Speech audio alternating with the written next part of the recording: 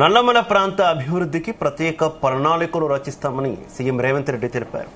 పోడు భూములను వ్యవసాయానికి అనుకూలంగా మారుస్తున్నామని చెప్పారు. ఒకప్పుడు నల్లమల అంటే వెనుకబడిన ప్రాంతం. ఎవరో ఒక నాయకుడు వచ్చి అభివృద్ధి చేయాలని అనేవారు. సీఎంగా ఇక్కడి నుంచి మాట్లాడుతుంటే తన గుండె ఉప్పొంగిపోతోందన్నారు.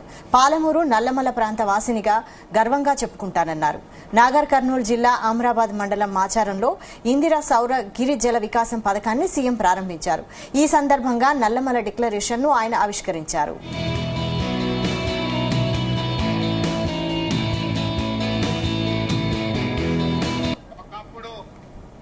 నల్లమల ప్రాంతం అంటే వెనుకబడిన ప్రాంతం.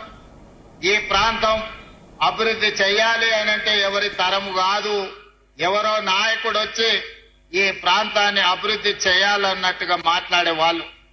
కానీ ఈనాడు మీ అందరి ఆశీర్వాదంతో, మీరు అభిమానంతో గుండెల్లో పెట్టుకొని భుజాల మీద మోసి కొండారెడ్డిపల్లి గ్రామం నుంచి ఈ రోజు రాష్ట్రానికి నాయకత్వం వహించే తెలంగాణ రాష్ట్ర ముఖ్యమంత్రిగా ఇదే నల్లమల గడ్డ మీద నిలబడి మాట్లాడుతున్నా అంటే నా గుండె ఉప్పొంగింది. నా సంతోషానికి అవధులు లేవు.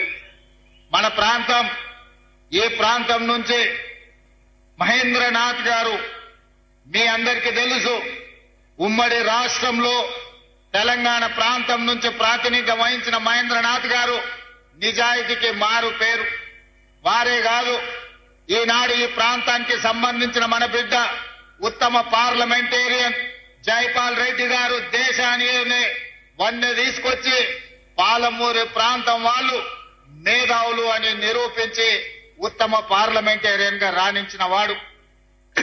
వారే కాదు, మొట్టమొదటి హైదరాబాద్ రాష్ట్రం నిజాం సర్కారుల నుంచి స్వేచ్ఛ వాయువులు పీల్చుకున్న తర్వాత ఏర్పడ్డ మొట్టమొదటి రాష్ట్రానికి ముఖ్యమంత్రిగా మన పాలమూరు బిడ్డ బూర్గుల రామకృష్ణారావు గారు పరిపాలనను ఏ విధంగా చేయొచ్చో నిరూపించిన బిడ్డ పాలమూరు బిడ్డ బూర్గుల రామకృష్ణారావు గారు.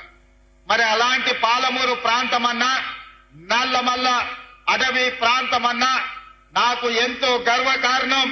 ఎవరైనా నీది పాలమూరు అని అడిగినా, నువ్వు నల్లమల బిడ్డవా అని అడిగినప్పుడు నాకు చాలా సంతోషం కలుగుతుంది.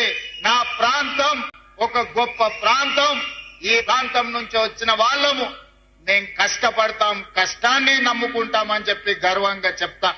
పాలమూరు జిల్లా అంటే ఒకనాడు కట్ట పని, పార పని, మట్టి పని, ఎక్కడికైనా ముంబై అయినా పూనా అయినా ఎక్కడైనా వలస పోవాలంటే, ఎక్కడ ప్రాజెక్టులు కట్టాలన్నా, ఎక్కడ తట్ట పని, పార పని, మట్టి పని ఉందంటే పాలమూరు నుంచే పిలిచే వాళ్ళు.